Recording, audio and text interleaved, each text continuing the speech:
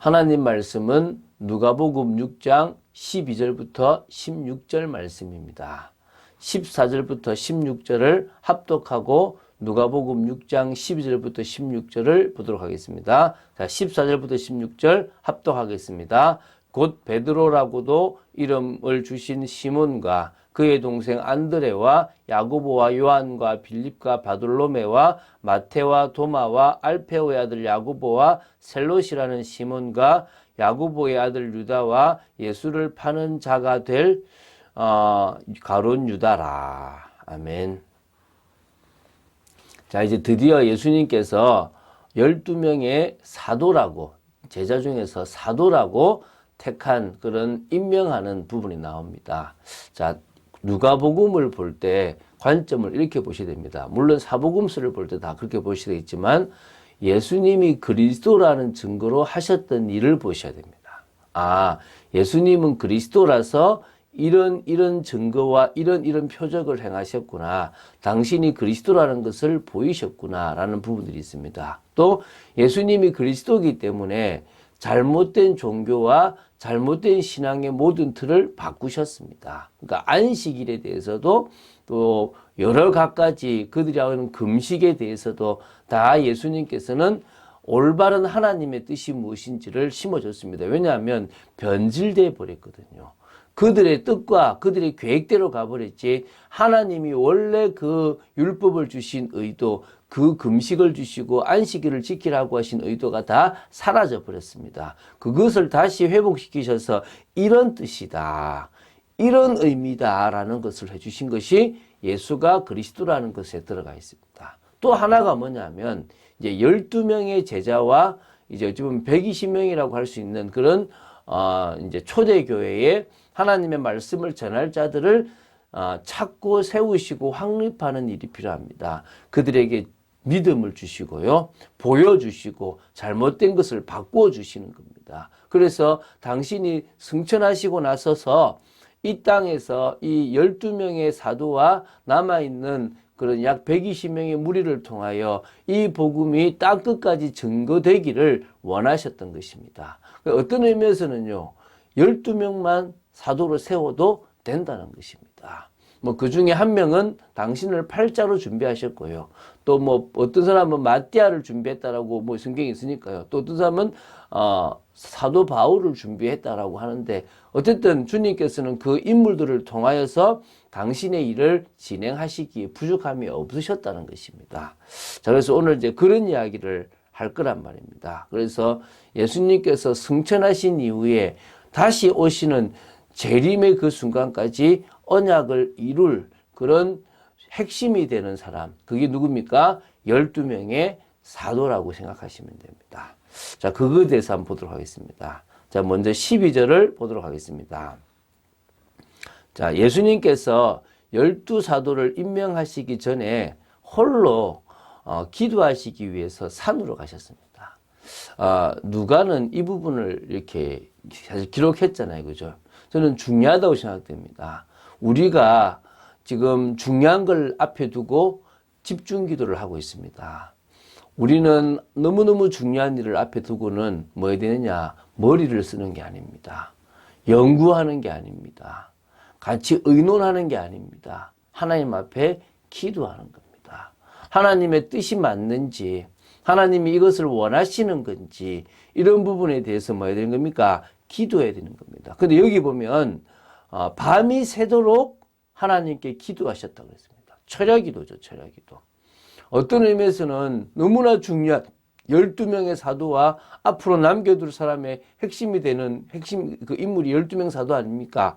그들을 남겨두시는 게 예수님께는 너무너무 중요하기 때문에 철야까지 하셨다라고 보시면 되겠죠. 그래서 이 사실을 누가만 지금 기록하고 있습니다. 누가복음에 있어서 예수님이 기도하시는 모습을 특히 중대한 사건 앞에 많이 이렇게 종종 나타나셨습니다.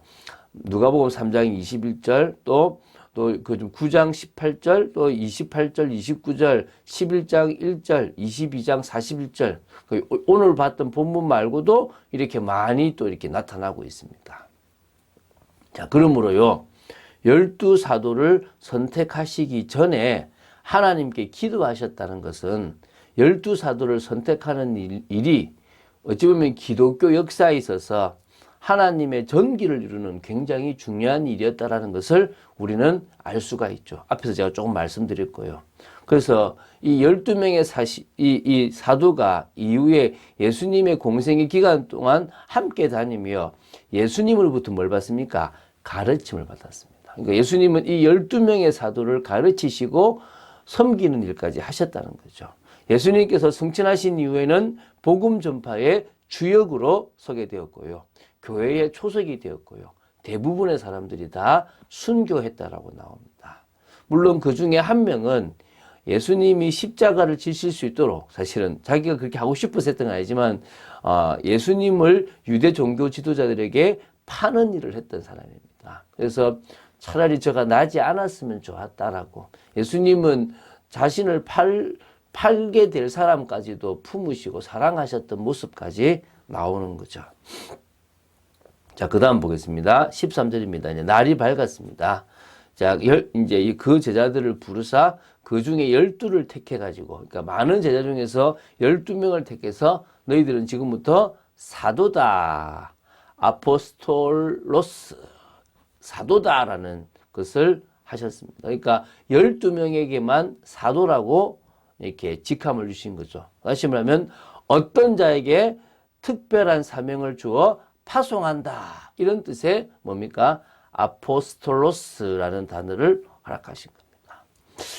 이게 헬라어가 우리 성경 헬라어가 있는 반면에 세속 헬라어도 있거든요. 그러니까 이 세속 헬라어에서는 이 단어가 황제의 명령을 받고 파송되는 전권 대사를 가리키는 의미도 사용되기도 했답니다. 그러나 성경에서는 하나님의 나라를 사람들에게 선포할 자에게 이렇게 붙여졌던 특별한 이름이라고 생각하시면 됩니다. 그래서 이 사도라는 명칭은 그들의 기능적 측면에서 이해되어지면 됩니다. 그래서 누가는 12제자를 가리켜서 사도라는 표현을 자주 사용했습니다. 몇 군데 많습니다. 특별히 예수님만이 이 명칭을 사용한 것으로 기록하고 너희들 사도라라고 예수님이 직접 하신 거죠. 어쨌든 누가는요, 이 사도직에 대해서 자주 이제 언급했습니다. 그리고 이게 누가가 다음에 썼던 사도행전에 이 사도에 대한 것이 언급돼야 될 거가 있습니다. 그렇죠? 예수님의 지상 선교 활동과 예수님의 사역자로 부름받은 제자들에 의한 교회 시대의 연속성을 사도행전으로 이어가기 위해서 이 누가복음에도 사도라는 이야기를 많이 썼습니다. 자, 넘어가겠습니다. 14절부터 16절 여기에 12명의 이름이 나옵니다. 베드로, 또 누굽니까? 그의 형제 안드레, 그리고 야고보, 요한, 요거는 우리가 고기 잡는 데 부름받았죠. 빌립, 이거는 요한복음 1장에 나오죠. 바돌로메를 다른 사람들은 나다나엘이라고 생각하는 사람도 있는데 어쨌든 바돌로메, 그리고 레위, 마테라고 그러죠. 그죠? 우리 세간에서 부름받았지 않습니까? 그 외에 인도를 갔던 도마, 또 알페오의 아들 야고보, 이거를 이제 그러니까 다시 말하면 그러니까 야고보와 요한의 아들과 다른 알페오의 아들 야고보, 또 셀롯이라는 어찌 보면은 열심당파였던 시몬, 또 야고보의 아들 유다, 또 예수를 파는 자가 될 가룟 유다, 이렇게 12명을 사도로 부르셨습니다. 자, 우리가 이 명단을 보면 특징이 하나 있죠. 뭐 한결같이 평범한 인물들입니다. 그래서 제가 감사한 것 같아요.